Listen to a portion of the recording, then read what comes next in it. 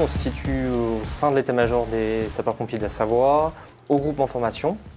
Vous êtes ici dans le centre de simulation en réalité virtuelle où on fait de la formation pour l'ensemble des sapeurs-pompiers de la Savoie, mais aussi on pourrait également le faire pour du personnel civil sur différents objectifs à définir.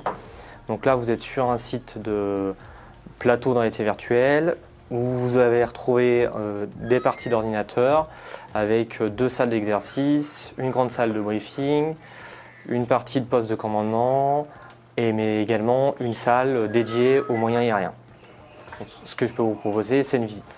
La composition de centre de simulation sur 250 m², donc derrière moi une grande salle de briefing avec 2 grands murs d'images, des petits murs d'images où là on va pouvoir faire de la partie immersive avec un outil type Oculus.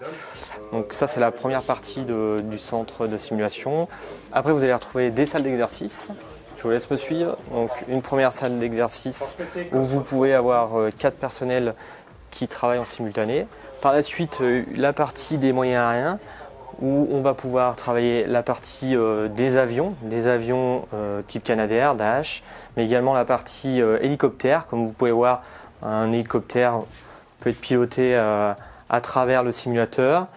Une partie également peut être travaillée, la partie drone, qui a une vraie plus-value opérationnelle aujourd'hui pour les sapeurs-pompiers. Par la suite, une deuxième salle d'exercice identique à la première. Là, vous pouvez voir des stagiaires qui sont en immersion.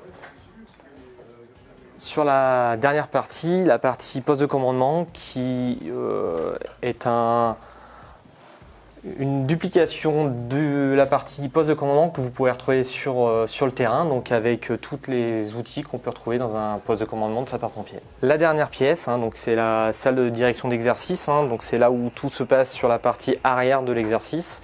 Le pilotage de l'exercice se fait par les opérateurs qui font varier les scénarios en fonction de ce qui se passe sur le terrain, ce que mes collègues peuvent subir sur le théâtre de l'intervention qui est simulé sur le centre de simulation. La partie de formation de réalité virtuelle du SDIS de la Savoie, c'est un projet qui a 4 ans. Aujourd'hui, on est sur sa 3e année d'utilisation où on peut faire plein d'exercices, notamment cette partie feu de forêt.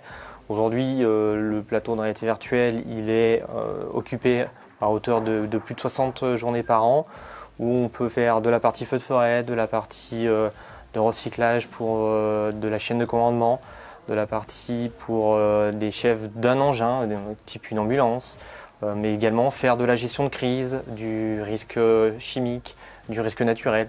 Donc aujourd'hui, les thématiques qui peuvent être abordées sur le plateau de réalité virtuelle, il est assez ouvert, et la seule limite de la réalité virtuelle, c'est l'imagination des concepteurs.